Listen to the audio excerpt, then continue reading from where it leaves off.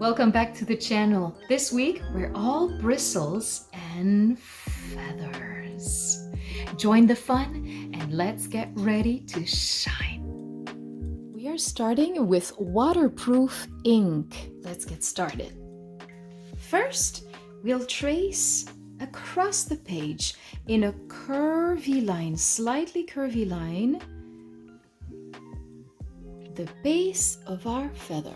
The structure of our feather. Yes, that's a backbone right there.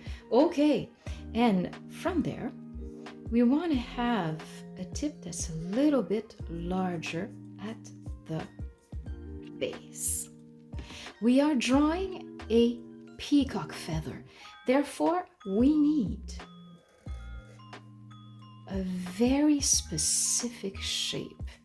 And it opens up a little bit like an onion. Okay, pointy tip, exactly. Wide enough, beautiful. Okay, with that, inside of this beautiful shape, we have a circle, mid-bottom. Be careful, it's a circle that looks like a heart shape, a rounded heart shape, but looking down. Very good. Okay, and we color this in black.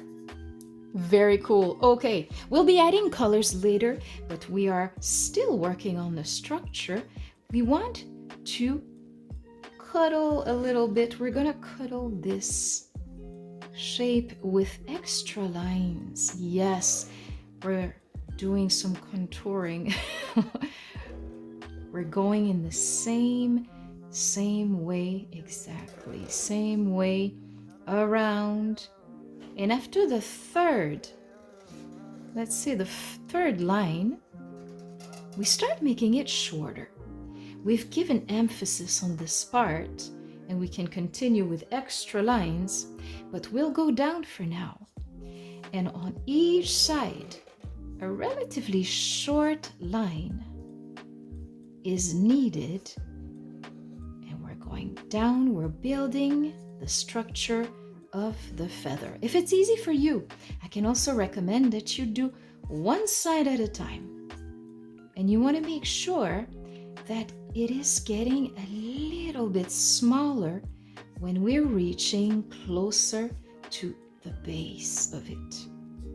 One trick is to have it curve a little bit. Yes, you can retouch also. In order to check your length, maybe I'll do the same actually. That'll help me. It's cool to add a little variation. They don't have to be exactly all the same size. You got it. It's thinner here and fuller at the top. We can even add some more to finish this beautiful shape. Just a few, and brush and lift. Very good. Okay, we've got the basics covered. Now, I'm covering the tip of my felt, and I am done with this. I'm gonna go in with very, very specific colors. Are you ready?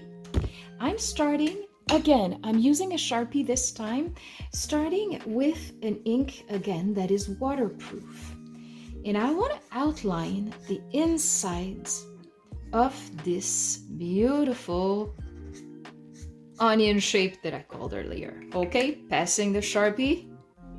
It's your turn.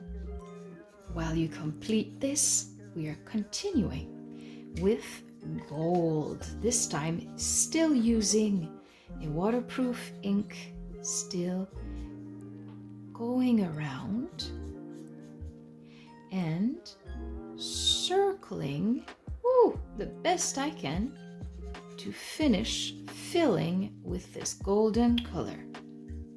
Again, we start by going all around. This is one great technique, by the way. Whenever we're coloring, if you start with the edges, that creates a thin border here that enables you to have more ease when you're filling inside afterwards.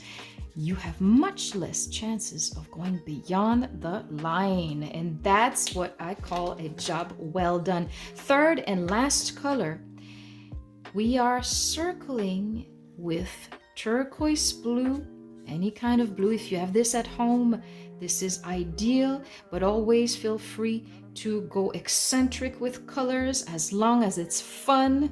Passing the Sharpie. We're going to explore a little bit of watercolor painting. So I'm pulling out a palette here, and I want to teach you about a very, very fun, easy technique called la vie. In French, la vie. We are going to start by dipping our brush in the water, and la vie consists in applying water, completely transparent water, wherever we want to add color later. We're creating a really wet surface, and all I'm doing is I am running over the area loosely, the area where we've created those lines to create the structure of the feather. Don't be afraid, like a pool of water is very welcome. We're going to create an effect that resembles tie-dye a little bit. We're full of water now. Okay, now it's time. We can add any color we'd like. You know that with watercolor, you select your little chip and you can spin inside of it a couple times and a lot of times if you want stronger color. And it is now time to dab that color anywhere you'd like. Oh, you chose a real nice green. And you can change color every time you dip. You can explore another. I like your green. I think I'm going to add some. And watch how the color spreads in that pool of water that we've created. This is an amazing fireworks effect. And this is a really cool technique that I really wish to transmit to all of you if you didn't know already. And if you knew, well, it's your sign to start doing that again and again. And we are creating with this the most effortless, most magical type of art. And in this case, this beautiful symbol of India, and with a really, really fun twist.